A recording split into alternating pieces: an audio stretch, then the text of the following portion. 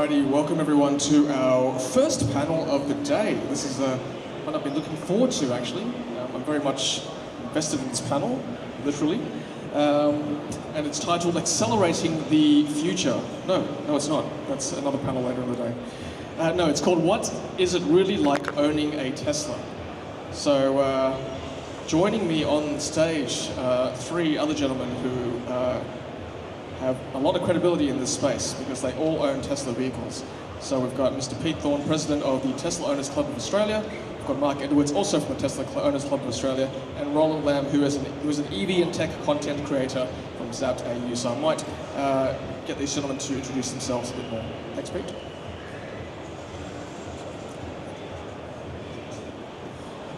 Hi everybody, my name is Peter Thorne. I'm the president of the Tesla Owners Club of Australia, and I've been president for about 3 years now. The exciting world of electric vehicles is a great time, and it's great to see this good show. I've been driving an EV since my first EV was 2017. It was a Tesla Model S. I sold it earlier this year. Went out there into the used car market with 330,000 kilometres on it. And the battery was down to 93% and still driving like a brand new car. So today I drive a Tesla Model Y Performance. It's up on our stand at the moment, the black one at the end. And we'd love to see you there to have a chat. G'day, I'm Mark Edwards, long-time Tesla owner, one of the first owners in Australia. Still driving my S85 from 2014. The battery in it is holding up fine. Not in a real hurry to sell it. One of the founding members of Tesla Owners Australia. Hi everyone, my name is Roland Lamb. I run the YouTube channel at Zapped AU. So I'm what you would formally call, I guess, a rev head. So I've been in the EV game now for just about 20 months, and I've got a Model Y Performance and a Model X. So pretty much document everything in terms of ownership, what it's like to drive, road trips, and all of that kind of stuff. So yeah. Thank you, gentlemen. You're right, Roland. I think YouTube channels and other social media platforms help definitely disseminate the information about Teslas. So I'll start with our first question to you, Pete. What makes a Tesla unique? Why are so many people passionate about Tesla compared to, say, buying another EV or even compared to a traditional ICE car? Okay, so I think the big thing about why people get a little bit passionate about Tesla is because of their heritage. We've all read the stories, we all see it in the press of how long Tesla's been around for, and it really is learnt a lot of lessons along the way. But right from the start of the very first Tesla EV that came into Australia, you'll see one over at the front door, which was the Roadster. They've been a great vehicle, and the great thing I love about my Teslas that I've owned, and I think there's been 4 in the family now, is the fact that they just get better and better every day. And it's a sales line, and I'll get it wrong because I'm not a sales guy, but when you buy a Tesla, it will be in the worst condition or the worst functionality that it will be for the rest of its life, because the over-the-air updates continually bring you new functionality. They do take feedback, they listen to us, which makes it really unique. And there's been a lot of work going into it. So over the time, the developments in the vehicles, go and watch some of the videos, the difference between some of the older cars and the way they build a Model Y or a Model 3 these days. And it's really an exciting thing. And if you're out there to buy a car, it's well worth looking at. Best thing about this type of market is it's driving the prices down, and Tesla are really responding to that, which we absolutely love. Not if you bought one 12 months ago, but anyway, but the prices are being driven down and the rest of the market is following. So it's a great time to really get into EVs and, importantly, stop paying for fuel. Good point, Pete. Let's segue over to that point about competition. You can see a lot of other EVs today on the floor. Mark, how do you see Tesla adapting to that increased competition from new brands, particularly from China and other parts of Asia? Look, I see Tesla, or one of the differentiators with Tesla is that they're constantly innovating, right?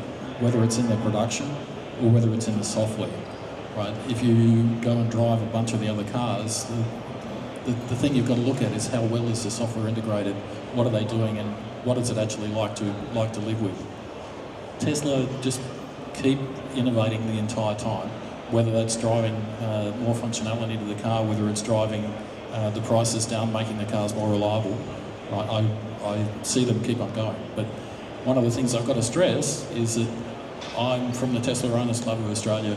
I don't represent Tesla. Thanks for that disclaimer. I should also say that even though I own a couple of Teslas, I also have a BYD seal, so I'm trying to keep an open mind about both fields. I think someone heard me. Now, Roland, so we talk about Tesla being innovative. Obviously, a lot of the UX you see now in the cars on the floor here, they look very similar to the Tesla interface, don't they?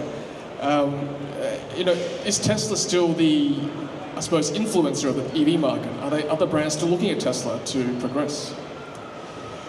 The short answer, in my view, is yes. So I think you're absolutely right that a lot of cars do look similar to Tesla, or they take the design of Tesla. Like you look at a lot of cars 3 to 5 years ago, none of them would have had a big screen in the middle. Most of them now either have a vertical screen or even a horizontal screen, or like BYD, how you've got the screen that can turn. I think the one thing that people need to talk about more and understand is Tesla themselves, they pioneer because it's not just the vehicle itself, it's the entire experience. If you look at it from something as simple as the app that can replicate a key, that also didn't exist 3 to 5 years ago, or it's only started to become more mainstream now. And then you look at other things like the entire ecosystem, they've got the full support. So something as simple, not so much as just driving the vehicle, but if you've got a problem, and I'm not too sure if this is commonly known, but there's a speaker icon on the car that you can actually push, sort of like for your smartphones, how you can say, "Hey Google" or "Hey Siri." When you push that, you can actually say "report bug." So if, for example, you're driving on the roads and Autopilot, which is like the cruise control, if it's all of a sudden done what people traditionally have called phantom braking, which is just a sudden stop, or you've got an error in the maps, you could actually say "report maps," and that actually goes back to Tesla. They'll do their analysis, and to what the other gentleman mentioned, software upgrades continue to come. So I think it's they definitely still are the pioneer, and I think a lot of the other companies, whilst at face value it looks the same, they've got a lot of work to do in order to get to that level of competition. But it's good to see that there is a lot of that competition coming, because that just means that as an end consumer, not only for Tesla themselves, but everyone kind of benefits at the end of the day. Yeah, very well said. I must agree, the Tesla ecosystem is quite good. I've got a Powerwall 2 myself, and it allows me to solar charge the car during the day. It's really easy, I've got to say. Pete, question for you. Again, so many EV models on the floor, lots of EVs coming in the next few years. Do you think Tesla will maintain its market share in Australia and looking ahead, the rest of the world and in the next few years to come? Yep, good question. And I think the answer a year or two ago would have been a little different to what I'd give you now, and it is really just my personal opinion. It comes down to Tesla's range in Australia at the moment is just the Model Y and the Model 3 with a few different variants, but the pressure is now on, and it's a great thing to see. We're out there seeing now lots of other brands out there. They're all working really hard to match and to keep up and to set a new benchmark. And it's great to see a lot of the other car manufacturers here, but boy, they've got a lot to keep up with. The technology that's available in the Teslas today, if that can drive the market, it's only a really good thing for all of us. Because people are going to do things better, but just in that, as I mentioned earlier, the heritage of the Tesla vehicles, the time they've been around, the charging infrastructure, the services infrastructure is all in there today, which really does help. But importantly, it's great to see some competition coming along. And some of the brands, and of course with all of this, with any level of innovation, some of the brands will come along and fail. We've seen a lot come and go, but they're out there, and a lot of the other manufacturers doing a great job and working hard to be competitive, which of course is going to drive Tesla to do more, and we love seeing that. There's lots of speculation online, which I'm not interested in talking about, because it really is speculation and rumour, but there's great opportunity there for it. A lot of people may have seen some of the excitement of the Cybertruck in the market recently out here. It's all been all over Australia, currently up in Queensland. So they're showing that product around at the moment. As long as we can get that switch from left-hand drive to right-hand drive, we're going to get a lot more type of vehicles here from there. But they're great vehicles, and loving seeing the rest of the manufacturers here, Tom. Hands up, who's got a Cybertruck pre-order? Oh. He's got 3. Oh, another hand up here. Yeah, who's seen it during its roadshow around Australia? Yeah, it's a pretty big beast there. And look, I agree, Pete. I think one of the benefits of owning a Tesla and why you'd probably still buy one today is the supercharger network. It's probably still really easy to use compared to other third parties. It's just plug in and walk away, so nothing comes close yet. Look, the Tesla Model Y is still the front runner. I know it got beaten last month by MG4. That's because they discounted their car, but you can see a lot of the SUVs here are still trying to topple Model Y's crown, which is a good thing. I think competition is very good, but we'll see what happens in the coming months. Now, Mark, we were just chatting off stage earlier. You have a classic Model S, I believe. Just tell us a bit more about this car. Yeah, so I ordered my Model S in January 2012 and took delivery in December 2014 with a lot of ribbing from a lot of my friends about buying this car from this company that no one has ever heard of, that's electric, that's never going to work, and never going to be delivered, but it is. I've owned it ever since. It's a great car, and it's still getting over-the-air updates. Still drives like it did when it was new. Fantastic thing. How many kilometres has it clocked up since? Not as many as what Pete put on his. Mine's about 140. Yeah, still reasonable. And yeah, you'd be one of the pioneers, I think, in Australia for Tesla adoption. Have you had a chance to look at some of the newer models, like Model 3, Model Y, and tell us some of the differences that you see between your car and these new ones? There's more differences than you might think, and at the same time less. And that sounds a bit contradictory, but because it's getting over-the-air upgrades all the time, my car is still getting the new features today that are coming into the new cars, unless it's limited by the hardware. So my car doesn't have 5 cameras all around it, it's got one, so it hasn't got the dash cam and the Sentry mode and things like that. But as far as connectivity and things like that, it's got all of those things.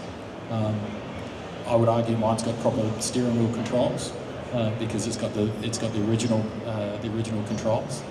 It's got a leather interior, which all of the new ones are more vinyl, and it charges faster on AC. So it'll charge at 22 kilowatts from an AC plug, which most EVs can't do. But it doesn't charge as fast on DC, so if you're going on a road trip, it doesn't charge as fast as the new cars. And it doesn't accelerate as fast as the new cars. I can live with that, right? Because it costs me very, very little to run. And overall the car has been very reliable. The Model S, because it's a much bigger car and one of the older cars, also has air suspension and things like that, which you can't get on the Model 3s. But it's a trade-off in some regards between the older technology and the new stuff. But what I would say is, if you're looking at a second-hand Tesla, don't be afraid, right? Because it will still get software updates. You're not missing out on too much. Just have a look at what's in them and go from there. Yeah, I'm also proud to say I'm part of that heritage vintage Tesla Model S club. Mine's 2015, so now it's 9 years old, and it's experienced less than 10% degradation in battery life since then. So very proud to say it's held up very well. And still getting software updates as well, as Mark's saying. Roland, question for you. So, you said before you're a traditional rev head, reformed redhead, should I say? A rev head, should I say? I don't know what the official name is these days, but we welcome you anyway, regardless. Revhead works. What specific aspects of your Tesla Model Y performance do you think sets it apart from both older Tesla models and also other cars you've driven in the past? I think it comes down to simplification of the vehicle itself. Number one, let's go with drivability. There literally is zero lag. Now, I know when people say when you drive an EV, there is zero lag, but I mean on a racetrack. When you plant your foot from stop, even a lot of the EVs I've driven today, not necessarily on the racetrack, but just off the get-go, there is that small microsecond of lag. And in the racing world, if on a racetrack, that really will make all the difference.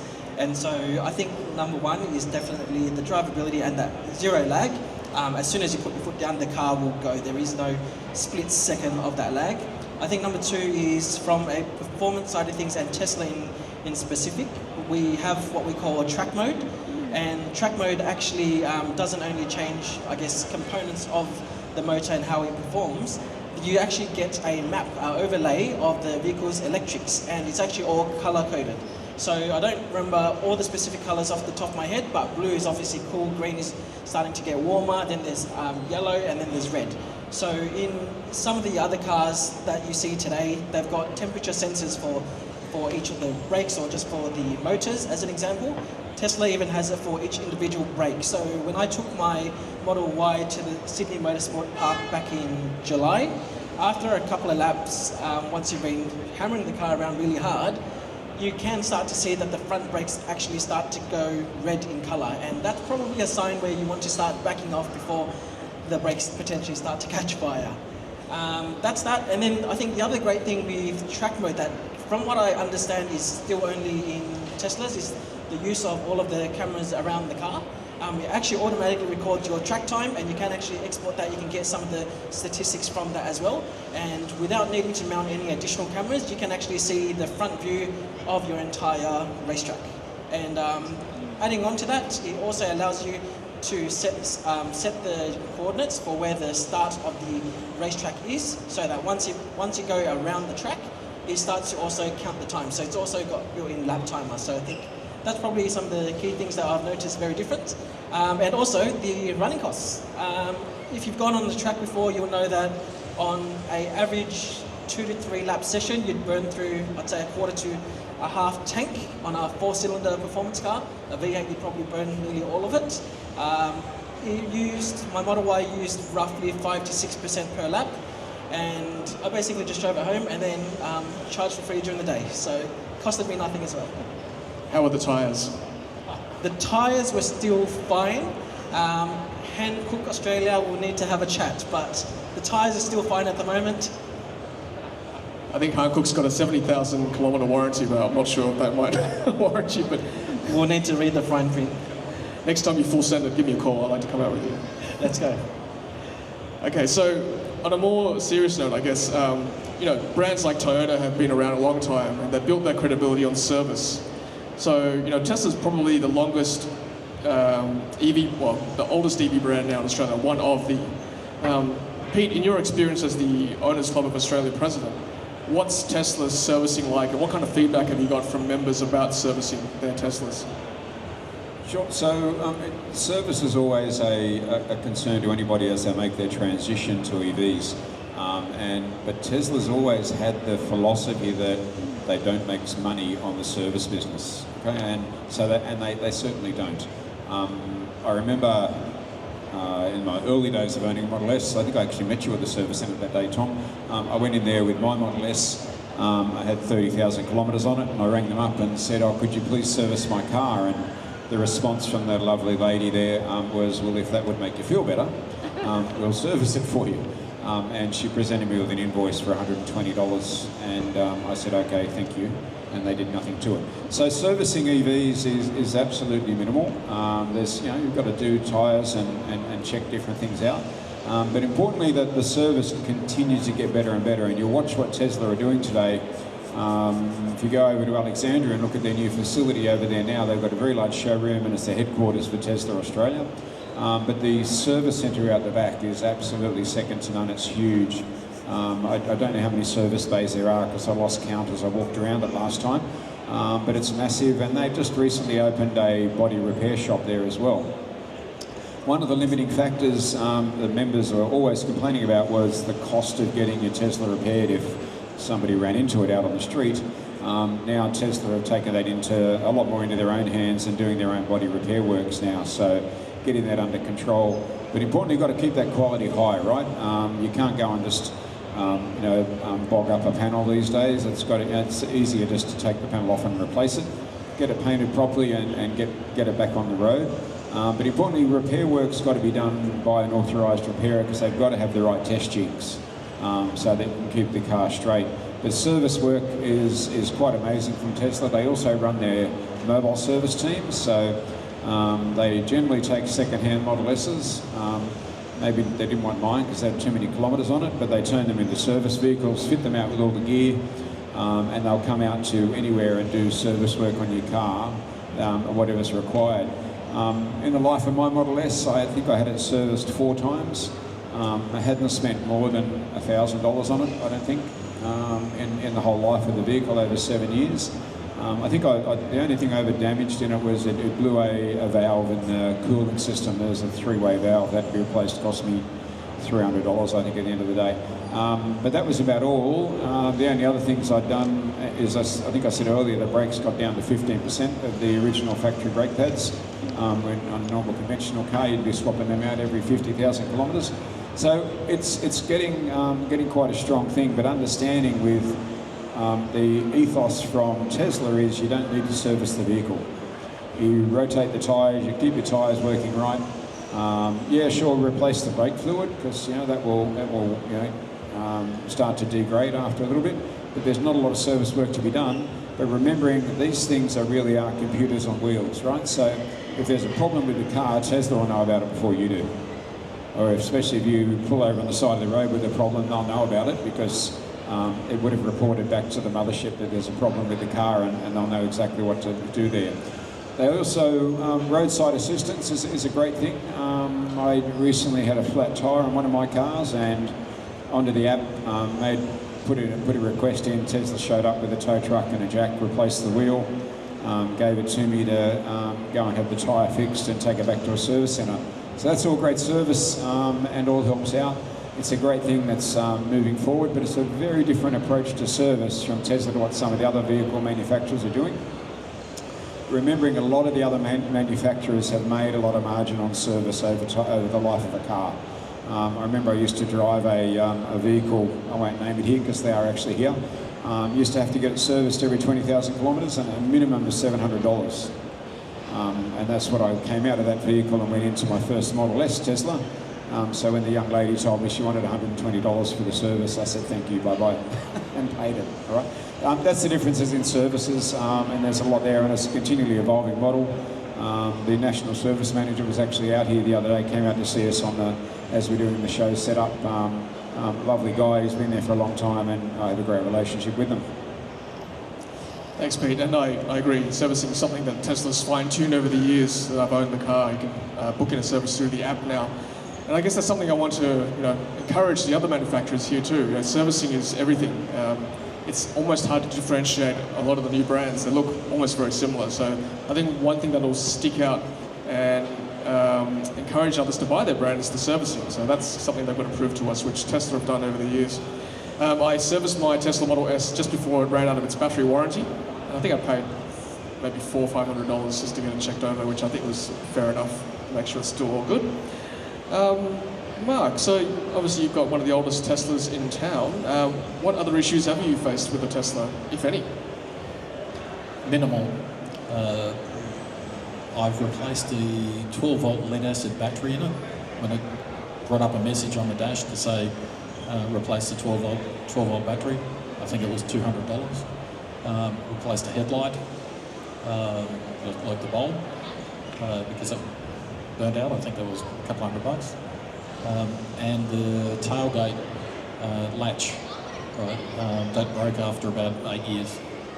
So that was minimal as well. Outside of that, the car's been brilliant. Yeah, no complaints at all. Yeah, I agree. I haven't had many issues either with my Model S. It's phenomenal, really. Can you imagine if you had a 10-year-old Merc or 10-year-old Beamer, how many issues you would have had in that time? I had an old Porsche beforehand, and I spent a lot more maintaining that. I bet you did. Roland, can you give us an honest appraisal of what it's like to drive on autopilot in a Tesla?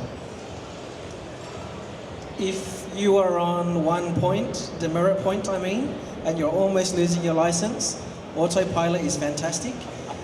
I've got my full license. It's but I guess the reason why I want to say that is because out of all the cars, and I've driven many cars, cruise control usually hovers and has a little buffer. So for instance, if you're doing 60 kilometers an hour or 100 kilometers an hour, traditional cars will hop over. If for instance you're going downhill, it might go down from 100 to 103 as an example. with Tesla's Autopilot, I have never seen it exceed the speed limit if I've set it to the exact speed limit. So you've got functions to allow for buffer, so you can do that. But if I've set it to 110 on the highway, it doesn't matter if it's going downhill or uphill, it will maintain that 110 the entire way. You will not see 111. However, with some other vehicles, if you set it on 110, you could still potentially go through at 113 as an example. So, you know, the times where you're going through a speed camera, you're probably going to pull it off. Cruise control, for better use of words. So yeah, I think it's fantastic. And to what I said earlier on as well, if there are bugs, push the button, report bug, and you're sorted. So I think it's performed fantastically, and we pretty much used it for the entire trip. Late last year, we did a Sydney to Melbourne trip and back, and we were pretty much on autopilot the entire way. Just jumping in there, my car, despite being old, has autopilot. And it gets used a lot on trips. It is brilliant. It will maintain the car. It takes the fatigue out. So I've done day trips to Brisbane, as in straight through to Brisbane. And as you're pulling into Brisbane in the evening and you're starting to get tired, coming in with a freeway, all the cars going around you, having the buffer of autopilot around you to keep basically an eye on everything that's going on when you're starting to get a little bit tired, can't be beat. So I think autopilot is quite a brilliant feature, but understanding it doesn't drive the car for you. You need to be in control of the car. And an example of that is my wife Sue drives with autopilot, I'd say 90% of the time. She'll most probably say 95% of the time. And we live a little bit north of Goulburn, just down the highway there. And importantly, it will drive clean down the highway for you on autopilot. And as long as you sit in the driver's seat, looking out the windscreen and with your hands somewhere around it, like in your lap, it will just drive the car and steer and overtake and do everything for you. The minute you go and start playing with the phone or look out the window to the side or something, the car will start prompting you for it, which is a great safety feature. So you'll see videos on YouTube, etc., of people driving them and putting the seat back and having a sleep. It's all rubbish. That's just so risky. It's not funny. But the autopilot does do a brilliant job and takes a lot of the stress out of driving. And one of the jokes Sue and I often say is, how do people drive with their hands and feet at the same time these days? But it does a brilliant job in driving, but importantly, you've got to stay in control of the car, and it really takes a lot of the stress out of it. And one of the stories, when we first got our Model S, I used to fly to Melbourne quite often, so we decided, okay, well, we'll drive. And we headed off from home one morning at 8 o'clock, got into Melbourne at about 5 o'clock that night after stopping to charge. I think it's 4 times back then we used to charge. On the way down, you stop every couple of hours. Got to Melbourne, walked into the hotel and go, oh, okay. Instead of being completely exhausted, we were ready to go out for the night, go out for dinner. It really just takes a lot of that stress out, but please don't think it's going to be the answer for you and drive the car for you all the time. You still need to maintain control of the vehicle and be there and be paying attention. Once you learn how it operates and how it does its job, it's really, really, what's the word? Addictive. Really is quite addictive and really helps you out and gets it going there. A lot of people provide a bit of judgment over it, like I don't think it holds the lane correctly. It'll hold centre lane, where I don't think I've ever driven centre lane. I'd much prefer to be 6 inches away from the centre line. Makes me sound old saying 6 inches, doesn't it? But anyway, I'd like to stay off the centre line, but anyway, look, it does that and does quite well, and you know, really do quite enjoy it. Roland, does it hold the racing line? Does Autopilot hold the racing line on the track? No. Pretty much all of that traction control, everything is turned off when you do enable track mode, unfortunately. So it would be pretty good though, because then you could just follow the fastest car and then try overtake them. That's right. I'd love to see a Tesla Model Y Performance as the safety car in Formula 1 or something. That'd be cool. Yeah, I agree with all these guys. I think Autopilot's not... you shouldn't definitely take your eyes off the road. There's something called phantom braking, which I must admit does occur, particularly when you're overtaking, so just be really careful. The cameras sometimes sort of misjudge a truck that you're passing or something, particularly if you're going at the same speed as the vehicle, so just take care. All right, we've got some time for questions, but we might just do one more loop around with some final thoughts. I'd like to bring out my crystal ball and ask the guys on stage, where do you see Tesla in, let's say, 10 years' time? Is it still going to be a dominant force in the EV market, or will we see a lot of the other brands taking up some of the slack? So I think I have to say yes. It's going to stay quite a dominant force just because what we see going on over in the US and other markets. We've got it's critical that we see the drive-by-wire technology take off, so that everything they do currently today in left-hand drive cars, they can switch to right-hand drive, and make sure they come into a market like ours and the other right-hand drive markets around the world. Things like the Cybertruck coming, stay right across the range. In the US now they have the semi, or what do they call it over there? They're tractor trucks. They're out there doing that. Not the last mile deliveries, but they're out there doing a lot of the long drive work across the US. And there's lots of range out there for other different vehicles. Great to see a lot of our manufacturing from Tesla's now done out of the Shanghai facility. They're opening up other gigafactories all around the world, but the one in Shanghai is an absolute rocket ship, and if anybody ever gets the opportunity to go there, it's well worth seeing. The way that they pump cars out of that these days, and that build quality is absolutely amazing. Last time I heard it was, you may be able to correct me, Tom, but was it every 82 seconds, I think they're producing a car now, something like that, rolling around the factory, and these cars come out rock solid, great build quality, time and time again. The manufacturing process is quite amazing to see, and go and look at the videos online. There's great stuff there to do, but innovation is a brilliant thing that comes out of Tesla. There's thousands of people work for that organisation. If you see the people here working on our stand from Tesla, first time they've ever been to one of our stands, which is great, and they're here to support us now, and they're here talking to people about selling vehicles. But you can see the passion in their eyes when you look at them. They're different kind of people. They're very excited about what they do. They're very excited about the brand they represent. It's not just one person anymore. There's a lot of people involved and a lot of inspiration there, and it's just driving this industry. The transition to EVs is an amazing thing. If you're not considering an EV now, you really need to very quickly. It's a great step forward, and Tesla is going to lead the way, and I truly hope that they continue to do that for the next 10 years. And so my answer to the question has got to be absolutely yes. I kind of agree with everything that Pete said. I think Tesla will be around. I think the move into transport, heavy transport, is going to be something that a lot of people haven't seen coming yet because they didn't think it was possible. But what we've seen with the Tesla Semi has been remarkable. The development on full self-driving, right, I think is going to be a big thing. And I'm absolutely convinced that Tesla will be dominating that just because of the amount of data that they collect. So when Tesla first started rolling out Autopilot with my car back in 2015, every car that they had on the road was monitoring and collecting data, right, to train the Autopilot and the full self-driving. Every car that goes out now is looking for edge cases, looking for as Tom said, the truck that's pulling up to work out what do I do in this situation. And that's really going to drive the software. Where do I see Tesla? And this is my personal opinion.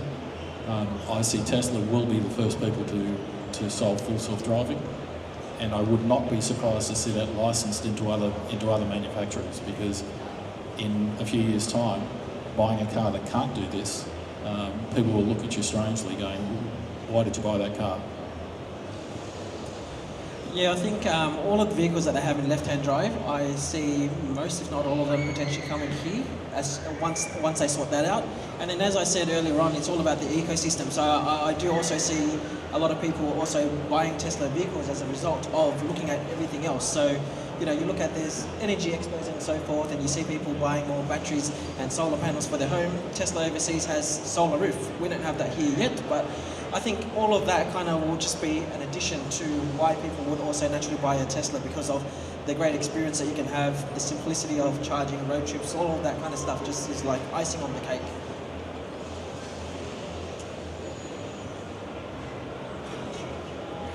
Thank you, gentlemen. That's very insightful indeed. So we've got some time for questions now. We've got about 10 minutes before our next talk, so we've got a great panel here to ask some really good questions. So let's show of hands. Anybody want to ask? Yes, we've got a question down the front here. Thank you. Hello. Thanks for the talk. That was great. Tesla owner, Model X 2017, so we've had it for about 7 years. Positives, negatives and perceptions. Positives, it would take me a long time to talk about all those, so I agree with everything you've said. You know, love the fact we had our first service in the early days, and I think a similar experience to you. The major thing they did is topped up the windscreen washers. And then we got advice saying they don't do services anymore. So we haven't been near Tesla for about 3 years or more. The regenerative braking is fantastic because it means it's one pedal driving most of the time, which means you're not wearing out brakes as well. Oh, look, I won't repeat all the positives, but absolutely still love it. Oh, one of the big positives, because we were an early adopter, we got free charging, Tesla charging for the life of the vehicle, so it's a bit of an incentive not to sell it pretty quickly. Negatives, there's really not many. Range, yes, I love more range. I don't think there are many more negatives out of it, really. The updates, as you say, you know, are fantastic that we've had all the updates since 2017. They include tweaks for windscreen washers that sort of identified the difference between dust and water droplets on the windscreen. Things like the theatre mode, that was a major one that all of a sudden, you know, you get an update and then you've got a theatre mode, which means when you're charging you can watch YouTube or movies or things like that on Netflix. Yeah, so that's it. Perceptions. There are a lot of Tesla experts out there. It's interesting that nearly all the Tesla experts have never owned a Tesla, but they're experts on commenting on them. So one is range, of course. The second one is battery life and the cost of a new battery. The next one is fires from lithium batteries. And the last one is lack of noise. You know, it hasn't got that beautiful noise that an old GT, you know, Ford or something like that had. So my only question is about the batteries. You haven't mentioned battery fires. There's a lot of concern generally about lithium fires and the lithium-ion batteries. I understand that Tesla's moving to the lithium ferrous phosphate batteries, which are not flammable. But I was just wondering if any of you wanted to comment on the, you know, the concerns about fires from batteries. So I might just answer that. We had a talk earlier on fires, so we already answered that quite thoroughly before. But yes, the perception is that lithium iron phosphate vehicles in the base Tesla Model 3, Model Y, the perception is LFP is a bit safer than NMC because of the stable voltage at the top end. So yeah, but certainly a very good point about that. Next question. Thank you for your summary as well, much appreciated. Hi, just one quick question. Wondering if you, when you think the cheaper, smaller Tesla will be available anywhere in the world, and especially Australia? Who wants to take that one? 2 weeks. No. Your guess is as good as mine, to be honest. I know that at the latest event they were talking about the next model coming out in 2026. Depending on whether it's drive-by-wire, which I think it will be, the delay in between left-hand drive and right-hand drive might be shorter, but this is pure speculation, right? I really couldn't say. If you're waiting for a cheaper car though, just look at the lost cost of everything you're spending on your current car, not driving an EV in the meantime. Maybe the robo-taxi, the robo-cab, they'll produce that on the same line, that'd be nice. Any other questions?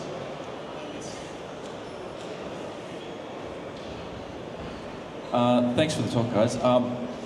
Why is only Tesla investing in supercharger infrastructure, and why aren't legacy brands, established legacy brands, or new brands with a lot of money who want to come into the industry or are established in the industry, not investing in supercharger locations or making a consortium who can create, you know, agnostic supercharger locations?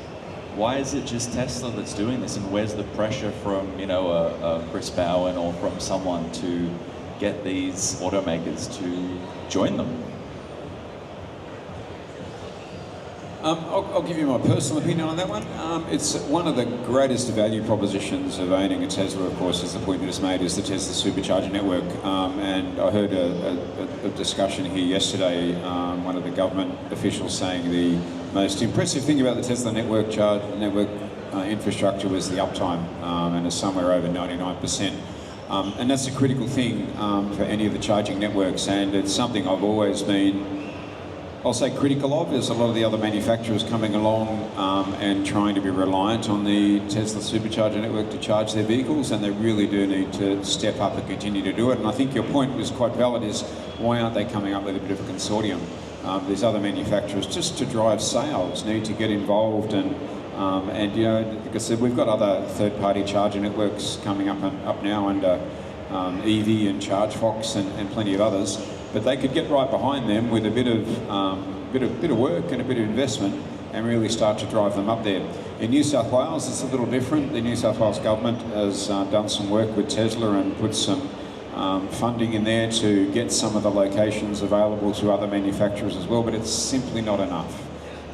We travelled to the UK last month, and watching the supercharger network and other DC charger networks expanding over there is, I think the word would be embarrassing for us here in Australia.